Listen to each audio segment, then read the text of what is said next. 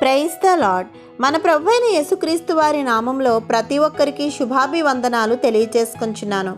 పరిశుద్ధ గ్రంథంలో ఆది కాండము 6వ అధ్యాయంలో వ్రాయబడిన దేవుని కుమారులు అంటే ఎవరు, నెఫీలీలు అంటే ఎవరు అన్నది ఈ వీడియోలో తెలుసుకుందాము. ఆది కాండము 6వ అధ్యాయంలో ఇలా వ్రాయబడి ఉన్నది: నరులు భూమి మీద విస్తరింపనారంభించిన తరువాత కుమార్తెలు వారికి పుట్టినప్పుడు దేవుని కుమారులు నరుల కుమార్తెలు చక్కని వారిని చూచి వారందరిలో తమకు మనసు వచ్చిన స్త్రీలను వివాహం చేసుకొనిరి. అప్పుడు యెహోవా, నా ఆత్మ నరులతో ఎల్లప్పుడూ వాదించదు, వారు తమ అక్రమ విషయంలో నరమాత్రులై ఉన్నారు. అయినను వారి దినములు 120 ఏండ్లగునెను. ఆ దినములలో నెఫీలీలు అనువారు భూమి మీద ఉండిరి, తరువాతను ఉండిరి. దేవుని కుమారులు నరుల కుమార్తెలతో పోయినప్పుడు వారికి పిల్లలను కనిరి. పూర్వకాలమందు పేరు పొందిన శూరులు వీరే అని వ్రాయపడి ఉన్నది. ఈ వచనాల్లో వ్రాయపడిన దేవుని కుమారులు అంటే ఎవరు అన్న విషయంలో కొన్ని వాదనలు ఉన్నాయి. వాటిలో ఏ వాదన సరైందో లేఖనాల్లోంచి తెలుసుకుందాము. మొదటిది, దేవుని కుమారులు అంటే దేవదూతలే అన్న వాదన. దేవదూతలే దిగివచ్చి నరుల కుమార్తెలను వివాహం చేసుకొనగా వారికి నెఫీలీలు జన్మించారు అంటారు కొందరు. దేవుని కుమారులు అంటే దేవదూతలు అని బైబిల్లో ఎక్కడ ఉందో చూద్దాము.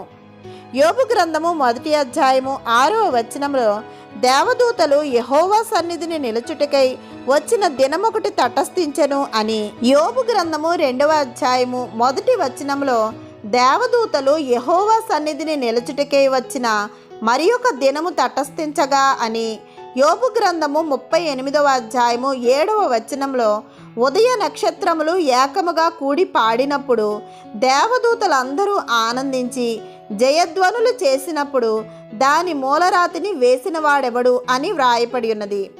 ఈ వచనాల్లో దేవదూతలు అని వ్రాయబడిన చోట కింద ఫుట్నోట్లో దేవుని కుమారులు అని వ్రాయబడి ఉన్నది. ఈ వచనాలను ఆధారంగా చేసుకొని దేవుని కుమారులు అంటే దేవదూతలే అని కొందరి వాదన.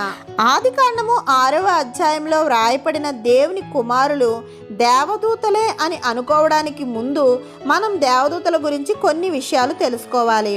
మత్తయి సువార్త 22వ అధ్యాయము 30వ వచనం ప్రకారము పునరుత్థానమందు ఎవరునూ పెండ్లి చేసుకొనరు, పెండ్లికి ఇయ్యబడరు, వారు పరలోకమందున్న దూతల వలె ఉందురు అని వ్రాయబడి ఉన్నది. ఈ మాటలు స్వయంగా యేసుక్రీస్తు వారే చెప్పారు. దీన్ని బట్టి దేవదూతలు పెండ్లి చేసుకోరు అని మనకి తెలుస్తుంది. ఇక దేవదూతలు ఆత్మలు. వీరు అనేక సార్లు మనుషులకి కనపడిన వారు భౌతిక స్వభావం కలవారు కారు. హెబ్రీలకు రాసిన పత్రిక 1వ అధ్యాయము 14వ వచనంలో వీరందరూ రక్షణ అయిన స్వాస్థ్యము పొందబో వారికి పరిచారం చేయుటకు పంపబడిన సేవకులైన ఆత్మలు కారా అని వ్రాయపడి ఉన్నది. ఈ వచనంలో వీరందరూ అంటే దేవదూతలందరూ. అలాగే హెబ్రీలకు రాసిన పత్రిక 2వ అధ్యాయము 15, 16 వచనాల్లో జీవితకాలం అంతయు మరణ భయము చేత దాస్యమునకు లోబడిన వారిని విడిపించుటకును ఆయన కూడా రక్తమాంసములలో పాలివాడాయను. ఎలయనగా ఆయన ఎంత మాత్రమును దేవదూతల స్వభావమును ధరించుకొనక అబ్రహాము సంతాన స్వభావమును ధరించుకున్నాడు అని వ్రాయపడి ఉన్నది. ఈ వచనాల్లో ప్రభువైన యేసుక్రీస్తు వారి గురించి వ్రాయపడి ఉన్నది. ప్రభువైన యేసుక్రీస్తు వారు దేవదూతల స్వభావము కాకుండా అబ్రహాము సంతాన స్వభావముతో రక్తమాంసాలు ధరించుకున్నారు. అంటే దేవదూతలు రక్తమాంసాలు లేనివారు అని అర్థము. ఈ లేఖనాల ఆధారంగా రక్తమాంసాలు భౌతిక శరీరం లేనివారు, పెండ్లి చేసుకోని వారు నరుల కుమార్తెలను ఎలా వివాహం చేసుకుంటారు? కాబట్టి ఈ వాదన వాస్తవం కాదు అని బైబిల్ పండితులు నిర్ధారించారు. ఇక రెండవ వాదన, దేవుని కుమారులు అనగా పతనమైన దేవదూతలు అని. దీనికి లేఖనాధారంగా యూదా పత్రిక 1వ అధ్యాయము 6, 7 వచనాలు చూపిస్తారు. మరియు తమ ప్రధానత్వమును నిలుపుకొనక తమ నివాస స్థలమును విడిచిన దేవదూతలను మహాదినమున జరుగు తీర్పు వరకు కటిక చీకటిలో నిత్య పాసములతో ఆయన బంధించి భద్రం చేసెను. ఆ ప్రకారముగానే సొదొమ గొమొర్రాలను వాటి చుట్టుపట్లనున్న పట్టణములను వీరి వలనే వ్యభిచారము చేయుచు పర శరీరానుసారులైనందున నిత్యాగ్ని దండన అనుభవించుచు దృష్టాంతముగా ఉంచబడెను అని వ్రాయపడి ఉన్నది. ఈ వాదన ప్రకారము పతనమైన దేవదూతలు వ్యభిచారం చేశారు, పర శరీరానుసారులయ్యారు కాబట్టి వీరే ఆదికాండము 6వ అధ్యాయంలో దేవుని కుమారులు అని అంటారు. ఈ వాదనను కూడా మనం పరిశీలిద్దాము. ముందు మనం గమనించాల్సింది, పతనమైన దేవదూతలు దేవుని కుమారులు అని బైబిల్లో ఎక్కడా వ్రాయబడలేదు. మరియు దేవుణ్ణి వ్యతిరేకించి దేవుని మీద తిరుగుబాటు చేసిన వారు అసలు దేవుని కుమారులు ఎలా అవుతారు? ఇంకా యోధా పత్రికను యోధా విశ్వాసుల మధ్య జరుగుతున్న కొన్ని భయంకరమైన పరిస్థితులను వివరిస్తూ విశ్వాసులకు హెచ్చరికగా ఈ పత్రికను వ్రాశాడు. యోధా పత్రికను ఒకసారి పరిశీలిస్తే యోధా రాసిన దాని ప్రకారము క్రైస్తవులలోకి భయంకరమైన ఒక తప్పుడు సిద్ధాంతం ప్రవేశించింది. అదేంటంటే పాప విముక్తి, రక్షణ కేవలము దేవుని కృప మూలంగానే కనుక ఏ విధంగానూ మంచి పనులపై రక్షణ ఆధారపడదు. కాబట్టి క్రైస్తవులు తమ ఇష్టం వచ్చినట్లు జీవించవచ్చు. వారెలా జీవించినా, వారు ఏం చేసినా కృప వారిని రక్షిస్తుంది అనే సిద్ధాంతం. దేవుడు పాపం చేసిన వారిలో ఎవ్వరిని విడిచిపెట్టక శిక్షించాడు అని ఇక్కడ యోధా చెప్తున్నాడు.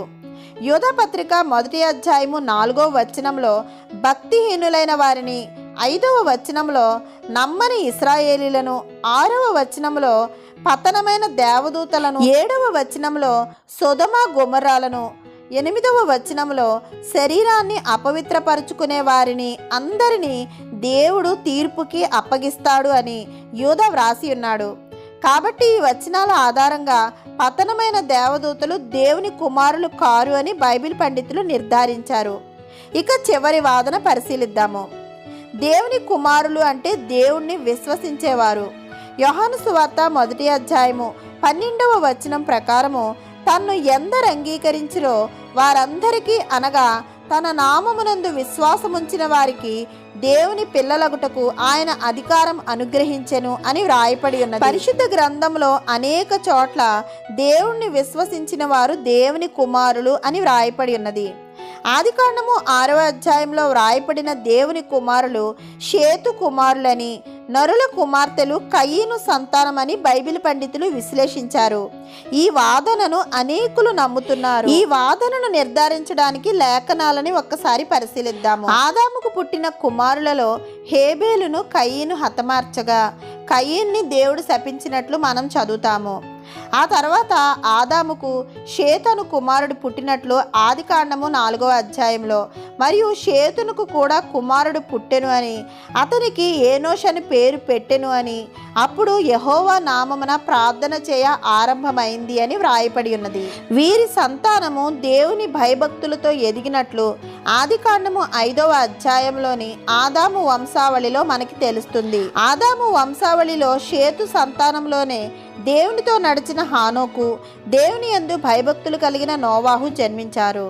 ఈ లేఖనాలను బట్టి షేతు సంతానము దేవుని ఎడల భయభక్తులు కలిగి జీవించేవారని, వీరు దేవుని కుమారులు అని అర్థమవుతుంది. ఇక కయీను సంతానంలో లేమేకు నరహత్య చేసినట్లు వ్రాయపడి ఉన్నది.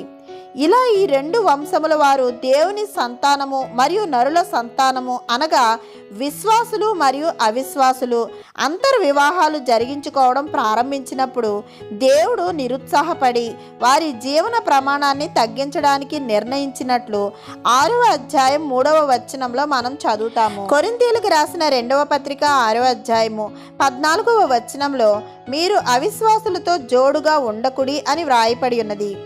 లేఖనమంతటిలో దేవుణ్ణి ఆరాధించి ఆయనకు విధేయత చూపేవారు అవిశ్వాసులను వివాహం చేసుకొని దాని ఫలితంగా కలిగే నైతిక అపవిత్రతకు దూరంగా ఉండాలని దేవుడు ఆజ్ఞాపించాడు. ఇక్కడ షేతు సంతానము ఆదాము పాపముతో మలినమైనా సరే దేవుని వరుసగానే ఉన్నారు.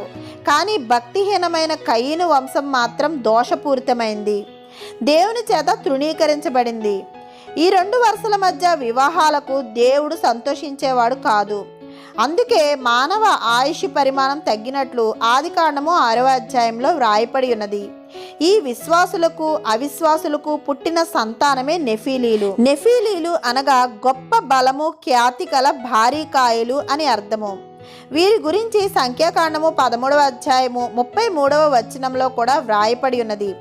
అక్కడ నెఫీలీల సంబంధులైన అనాకు వంశపు నెఫీలీలను చూచితిమి.